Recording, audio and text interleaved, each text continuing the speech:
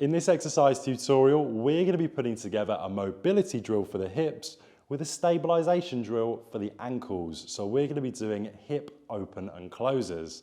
So firstly, choose the leg that's going to be in contact with the floor and working your ankle and knee stability, and choose the opposing leg that's going to be coming up into this position and opening and closing the hip.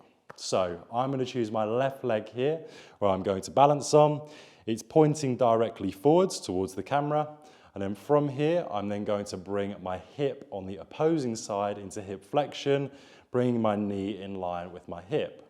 I'm looking forwards at all times as I open and close the hip, trying to keep my balance and stability through my left side. This is a fantastic drill to do as a warm-up, or alternatively as a cool down before and after exercise. When you've done your desired amount of sets and repetitions, you're then going to repeat that on the opposing side.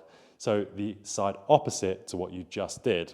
In my case, that would be my right ankle stabilizing and my left leg doing the open and close movement.